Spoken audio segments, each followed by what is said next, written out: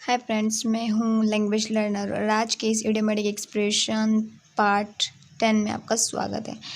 आज का जो हमारा इडियोमेटिक लेक्चर है वो है 100 इडियोमेटिक एक्सप्रेशन सीरीज़ का आखिरी video lecture.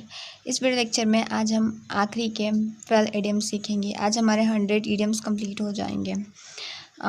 To be in the same boat. To be in the same boat का मतलब होता है be in the same difficult situation, यानी कि किसी दो लोगों का एक ही सिचुएशन में होना या कई सारे लोगों का एक ही कंडीशन में होना। जैसे all countries are in the same boat due to corona disease.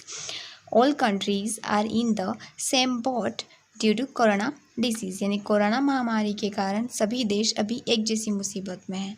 यानी कि क्या एक देश का रोना रोते हैं सब लोग जो कि एक ही सिचुएशन में है। जब सब लोग कहते हैं कि हम अलग अलग बात करते हैं और कहते हैं कि एक ही सिचुएशन में होते हैं, तब इस तरह के इडियम का यूज़ कर सकते हैं। जैसे why are you taking tension, we are in the same boat after lost money in the share market. Why are you taking tension, we are in the same boat after lost money in the share market. अब सब लोगों ने share market में पैसे लगाए हों, लेकिन आपके ग्रुप में कोई सर्कल है, कोई बहुत ज़्यादा परेशान हो रहा है, यार बेचारा बाबा उसी के बारे में बात करा कि ये हो गया वो हो गया, तो आप इस सिचुएशन में अपनी बात कहने के लिए इसका यूज़ कर सकते हैं, to be in the same boat, यानी आप सभी एक ही सिचुएशन में हो।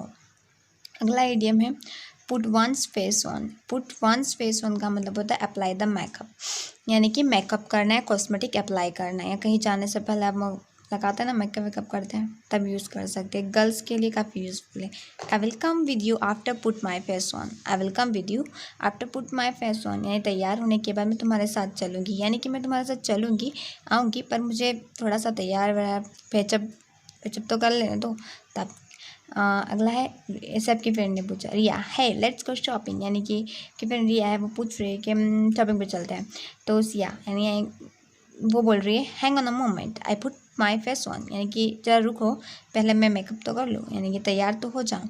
तो इस सिचुएशन में जब भी आप तैयार होने के लिए कहना है या कॉस्मेटिक अप्लाई करना हो, तब इस इडियम का यूज़ कर सकते हैं।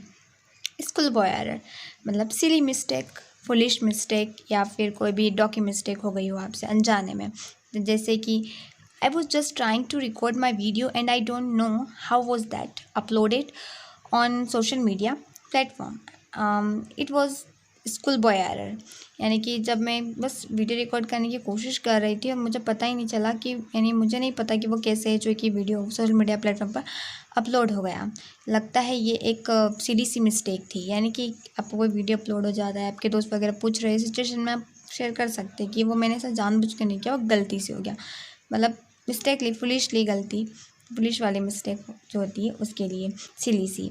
Was school boy error, sorry it was school boy error which I told her everything. वह एक बेवकूफ़ी थी जो मैंने उसको सब कुछ बता दिया, यानी कि आपके कोई फ्रेंड है, आप बात कर रहे हो किसी का, अपने ग्रुप के सारे राज बता दिए, कह रहे कि ये तो मेरी सिली सी मिस्टेक थी, उसको मुझे बताना नहीं चाहिए था, मैंने बता दिया। तो इस सिचुएशन में इस इडियम का यूज़ कर सकते हैं जब सिली मिस्टेक हो, सीरियस वाली में नहीं होता है। ब्रेक डाउन का मतलब होता है क्राई, यानी एकदम से रो पड़ना। इसके दो मतलब होते हैं, ये एज अ फ्रेज भी यूज़ किया जाता है, ईडियम भी यूज़ किया जाता है। क्राई के लिए ईडियम की तरह यूज़ होगा। When teacher called her on the red carpet she broke down, यानी कि जब टीचर ने उसे डांटा तो वह रो पड़ी, या वह रो पड़ी जब टीचर ने उसको डांटा, एकदम से रो पड़ी। होमवर्क नहीं करेंगे, गलती करेंगे तो टीचर डांटेगी।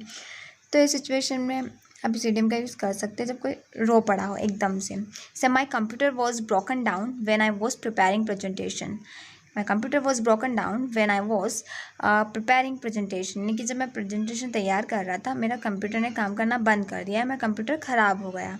ठीक है, फिजिकली जब प्रॉब्लम हो जाती है, हार्डवेयर जो प्रॉब्लम होती है कंप्यूटर से रिलेटेड, या मशीनरी हार्डवेयर रिलेटेड जो प्रॉब्लम होती है, या कोई भी कार वगैरह भी होगी, तो उसके लिए आप इस इडियम का यूज़ कर सकते हैं। पर यहाँ पे इसे एज अ फ्रेज़ यूज़ किया जाता है, इडियम की तरह नहीं। इडियम का यूज़ हम पहले वाले सेंटेंस में किया था, उस तरह से हम इसका यूज़ इडियम की तरह करेंगे। इस सिचुएशन में इसका यूज़ फ्रेज़ की तरह किया जाता है। तो ब्रेक डाउन मतलब मशीन का ख़राब हो जाना भी यूज़ करते हैं, काम करना बंद कर देना।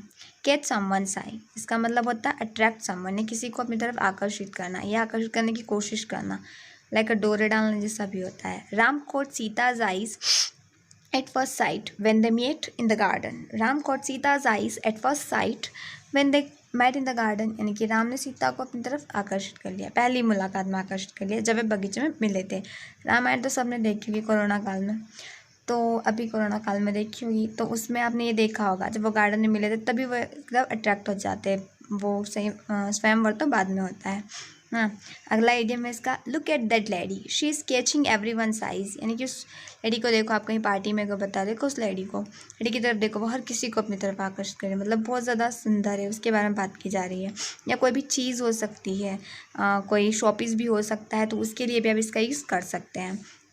Stay away from her she always tries to catch someone size. यानी कि उससे दूर रहो, वह हमेशा ये कोशिश करती रहती है, हर किसी को अपने आकर्षित करने की कोशिश करती रहती है ना। यानी कि सहानुभूति बटोरने की आदत होती है कुछ लोगों की, तो उस सिचुएशन में भी आप इसका यूज़ कर सकते हैं। या किसी को डराने टाइप का जो होता है तब भी यूज़ कर सकते हैं। 40 विंग्स, इसका मतलब होता है शॉर्ट नैप, झपकी लेना। दोपहर के दौरान जब लोग थोड़ी देर के लिए सो जाते हैं तब की आदत है। जैसे आप किसी फ्रेंड के बारे में बात चल रही है, तो आप कह सकते हैं she is a habit of taking 40 wings during the day. She has habit of taking 40 wings during the day. यानी कि उसे दिन में झपकी लेने की आदत है। यानी कि वो सो जाती है दिन में, तो उसके बाद बात करें वो काम नहीं किया सो गई, तो आप डिस्क्राइब कर रहे हो कि उसे आदत है दिन में झपकी लेने की। ठीक है। To be catch red handed, to be catch on the crime spot, यानी किसी को रंगे हाथों किसी को गुनाह करते हुए पकड़ लेना। रंगे हाथों पकड़ लेते हैं जब किसी को गुनाह करते हैं, तब इस इडियम का यूज़ किया जा सकता है। We caught him red-handed when he was stealing secret files of the company. We caught him red-handed when he was stealing secret files of the company. यानी कि जब वो चोरी कर रहा था या कंपनी के जो सीक्रेट फाइल्स थे वो किसी के साथ शेयर कर रहा था या चुरा रहा था, तब हमने उसे रंगे हाथों पकड़ लिया। आप बोल रहे कि आज वो ऑफिस क्यों नहीं है, उसको फाइट क्यों कर दिया गया है, आप किसी दोस्त ने पूछा तो आप बता रहे हो कि ये चीज़ ऑफिस में हुई थी, यानी कि उसको रंगे हाथों पकड़ा गया था ऐसा करते हुए, तो उसे निकाल दिया। ऐसी सिचुएशन में आप यूज़ कर सकते हैं। जैसे हेड इन द क्लाउड, अगला आइडिया में हेड इन द क्लाउड, इसका मतलब होता है डे ड्रीमिंग या इम्प्रैक्टिकल, यानी कि हमेशा सोचते रहना, प्रैक्टिकल नहीं होना, थियोरिटिकल सोच वाला इंसान। They can't do nothing who always once head on the cloud. They can't do nothing who always once head on the cloud, यानी वे कुछ नहीं कर सकते जो हमेशा दिन में सपने देखते रहते हैं या इम्प्रैक्टिकल होते हैं। थियोरिटिकल थिंकिंग जिनकी होती है वो पर्सन कुछ नहीं कर सकते, क्योंकि वो कुछ करते तो है नहीं, सिर्फ दिमाग में सोचते रहते हैं कि हम ये कर लेंगे वो कर लेंगे, लेकिन वास्तविकता में वो चीज़ें करते नहीं हैं। तो इस सिचुएशन में आप हेड इन द क्लाउड का यूज़ कर सकते हैं डिस्क्राइब करने के लिए। स्टैंड टू गन्स, यहाँ पे फिल इन द ब्लैंक्स, मतलब योर गन्स वंस गन्स, यानी किसी का भी बारे में जब बात हो रही तब यूज़ कर सकते हैं। जैसे to stick to do something, यानी किसी चीज़ को करने पर डटे रहना, पीछे नहीं हटना। लाइक डोंट गिव अप, मतलब स्ट्रॉन्ग वाली जो फीलिंग होती है किसी चीज़ को करने वाली, तब इसका यूज़ कर सकते हैं। You can achieve your goal provided stand to your guns. You can achieve your goal provided you stand to your guns, आप अपना लक्ष्य अचीव कर सकते हो बशर्ते आप उस पर डटे रहो, यानी अपने लक्ष्य पर करने पर डटे रहो कि पाने पर, तो आप उसे ज़रूर पा सकते हो। अगर बीच में हार मान जाओगे तो पॉसिबल नहीं। अगला आइडिया में गिफ्ट ऑफ द गैप, जिसका मतलब होता है आर्ट ऑफ स्पीकिंग, यानी कि बोलने की कला होना। हमारा एग्जांपल है, in spite of illiteracy Siya has a gift of the gap enough to public speaking, यानी कि असाक्षरता के बावजूद भी सिया में बोलने की, लोक व्यवहार कर सके या पब्लिक स्पीकिंग कर सके, इतनी बोलने की कला है, इतना उसको बोलना आता है। Ram had a gift of the gap that's why he won the contest, Ram में बोलने की कला थी इसलिए वो कॉन्टेस्ट जीत गया। यानी कि पब्लिक स्पीकिंग, यानी कि उसको नॉलेज होना चाहिए, किसी चीज़ के बारे में पता होना चाहिए, भले वो पढ़ा लिखा हो या नहीं हो, it doesn't matter. To be soulmate, to be soulmate का मतलब होता है Siya and Ram are soulmates, Ram और सिया तो दिल एक जान की तरह है। यानी कि यहाँ इस इडियम का यूज़ वहाँ किया जाता है जब दो लोग एक दूसरे के लिए बने होते हैं, मैच मेड इन हेवन, या एक दूसरे को बहुत अच्छे समझते हो, तब इसका यूज़ कर सकते हैं। ऐसे जय एंड वीरू आर सोलमेट्स, ठीक है, जय और वीरू दो दिल एक जान थी, यानी कि इनकी फ्रेंडशिप इतनी पक्की थी वो एक दूसरे को बहुत अच्छे से समझते थे। जहाँ पे दो लोग इसको बहुत अच्छे से जानते हैं वहाँ पे इस इडियम का यूज़ जा सकता है।